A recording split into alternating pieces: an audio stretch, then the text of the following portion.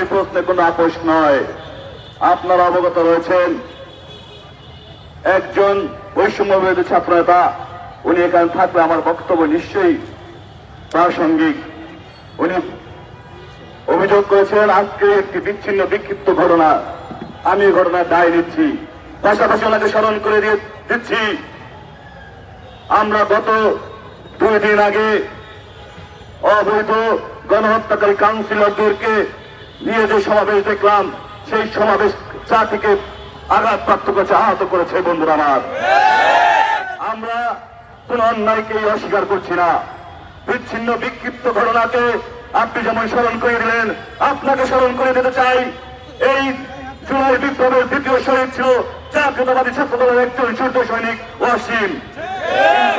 আমরা এই আন্দোলনকে, এই যৌক্তিক আন্দোলনকে, নৈতিক আন্দোলনকে রাজনীতিকরণ করতে চাইনি, কারণ দীর্ঘ 17 বছরের সংগ্রাম আমরা বিপন্ন হতে দিতে চাইনি। তাই তো সংগ্রামের পরিণত রূপ আজকে সংক্ষিপ্ত বিপ্লবের মাধ্যমে আপনারা আমরা সবাই শেষ করেছি। সুতরাং সংগ্রাম আর বিপ্লবকে কখনো ভিন্ন মাত্রায় দেখলে দেশের সুশৃঙ্খল এবং পরিস্থিতি দেশের পক্ষে থাকবে না। আমরা আপনাদেরকে বলতে চাই, আপনারা গণমানুষের কাছে, ছাত্র জনতার কাছে সমাদৃত, কারণ আপনারা কোন রাজনৈতিক মতাদর্শে বিশ্বাস করেন না, এটা প্রমাণ করেছেন। কিন্তু কালের পরিক্রমায় সংক্ষিপ্ত সময়ের পার হতে না হতেই আমরা যেটি লক্ষ্য করেছি সেটি অত্যন্ত দুঃখজনক এবং মর্মাহত। আমি দৃঢ়ভাবে বিশ্বাস করি এটি আপনাদের জন্য মঙ্গলকর হবে না। আমরা দৃঢ়চিত্তে বলতে চাই, 17 বছরের সংগ্রামে যেই সকল কাউন্সিলর, যেই সকল দুর্বৃত্তরা আমাদের সহযোদ্ধাদের মিছিলে গুলি করেছে, সেই সকল দুর্বৃত্তদের হাতে আমার সহযোদ্ধার রক্ত রঞ্জিত, সেই সকল খুনিদের বিচার না হওয়া পর্যন্ত বাংলাদেশের মধ্যে তাদের রাজনীতি করার কোন সুযোগ দেওয়া হবে না। আমরা বলতে চাই, 56,000 বর্গমাইলকে শহীদ রাষ্ট্রপতি জিয়া রহমান ধারণ করে তিনি বলেছেন সকল ধর্ম, বর্ণ, জাতি, ভাষা নির্বিশেষে এই ভূখণ্ডের সকল মানুষকে তিনি ঐক্যবদ্ধ করেছিলেন। তিনি জন্ম দিয়েছিলেন বাংলাদেশী জাতীয়তাবাদ। যদি আমরা বাংলাদেশী জাতীয়তাবাদে বিশ্বাস করি, যদি আমরা বাংলাদেশকে বিশ্বাস করি, সকল ভেদাভেদ ভুলে গিয়ে আমরা যদি বাংলাদেশকে ধারণ করতে পারি, তাহলে আর কোন বিশৃঙ্খলা থাকবে না।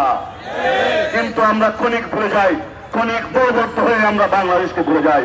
আপনাদেরকে আবার উদাত্ত আহ্বান জানাতে চাই, শহীদ রাষ্ট্রপতি জিয়া রহমানের আদর্শের উত্তরাধিকার এই বাংলাদেশের সকল বিপ্লবের মহানায়ক, অভিসংবাদিত জননেতা দেশনায়ক তারেক রহমান 31 দফা ঘোষণা করেছেন।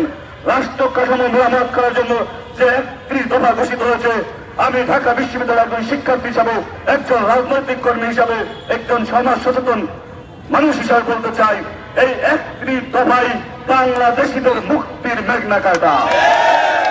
আপনারা যে সকল সমালোচক রয়েছেন, যে সকল চিন্তাবিদ রয়েছেন, যে সকল দেশ হিতৈষী ব্যক্তি রয়েছেন, সকলকে আমি উদাত্ত আহ্বান জানালাম, দেশের কল্যাণে, দেশের মানুষের কল্যাণে, দেশের মানুষের অধিকার বাস্তবায়নের এই 31 দফার বাইরে আপনি একটি চিন্তা পারলে প্রকাশ করুন। আমি দৃঢ়ভাবে বিশ্বাস করি এর বাইরে আপনি কোন চিন্তা প্রকাশ করতে পারবেন না, হয়তো বা ভাষার পার্থক্য আপনি দেখাতে পারবেন। তাই ভাষার পার্থক্য না দেখিয়ে নিজের পাণ্ডিত্য জাহির না করে দেশপ্রেমকে ধারণ করুন।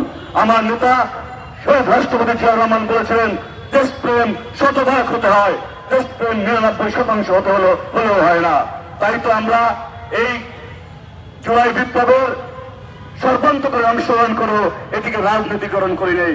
কিন্তু আজকে বলতে চাই, আমরা শহীদ ওয়াসিমকে আজকে স্মরণ করে বলতে চাই, শহীদ ওয়াসিম, তুমি ঘুমাও শান্তিতে, তোমার খুনের বদলা নিতে, তোমার স্বপ্নের বাংলাদেশ করতে আমরা থাকবো রাজপথে। আমরা জুলাই বিপ্লবের সকল সতীর্থ সহযোদ্ধাদেরকে উদাত্ত আহ্বান জানাই। গুপ্ত হত্যা থেকে শুরু করে গণহত্যা, এ সকল বিষয়ে আপনাদেরকে মনোনিবেশ করতে হবে। শুধুমাত্র ব্যক্তি স্বার্থে, শুধুমাত্র একটি রাজনৈতিক দল গঠনের লক্ষ্যে, শুধুমাত্র ক্ষমতার কুক্ষিগত করার লক্ষ্যে আপনি আপনার চিন্তা চেতনাকে বিস্তার করবেন না। তাহলে যেভাবে ইতিহাসে সমাদৃত হয়েছেন, যেভাবে ইতিহাসের আত্মা খুঁড়ে নিক্ষিপ্ত হবেন। বন্ধুরা আমার, আমি সেই সকল সহযোদ্ধাদের প্রতি শ্রদ্ধা রেখে বলি, রাজপথে আপনাদের সকলের অবদান ছিল, ভুলে যাবেন না।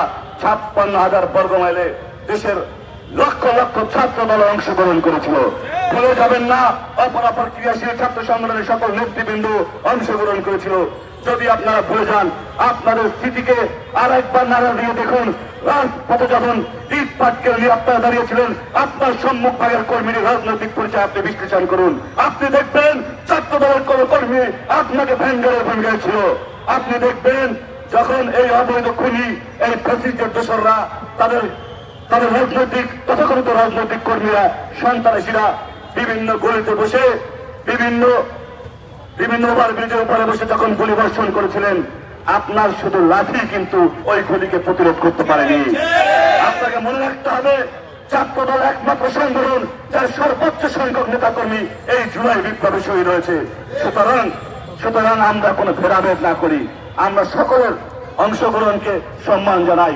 আমরা বলতে চাই, যে সকল সতীর্থ সহযোদ্ধারা আজকে রাষ্ট্র ক্ষমতার অংশীদার হয়েছেন, আপনাদের কাছে আমাদের দাবি অনেক, কারণ আপনাদের কাছে মিলিয়ে আপনাদের সহযোদ্ধা হয়ে আমরা এই রাজপথে তত্ত্ব রোধে আমরা দাঁড়িয়ে স্লোগান দিয়েছিলাম, এক দফা এক দাবি, খুনি হাসিনা কখন যাবি। আপনারা যখন অনেকে এক দফার দাবিতে একত্রিত হতে পারেননি, অনেকেই যখন এক দফার দাবিকে সামনে আনতে পারেননি, আপনাদেরকে মনে করে দিতে চাই, আমরা কিন্তু এক দফার দাবি নিয়ে 17 বছরের সংগ্রামের ন্যায় সেদিন 3 তারিখ 4 তারিখ আমরাই কিন্তু সর্বপ্রথম স্লোগান দিয়েছিলাম, এক দফা এক দাবি, খুনি হাসিনা কখন যাবি। আপনাদেরকে মনে করে দিতে চাই, যখন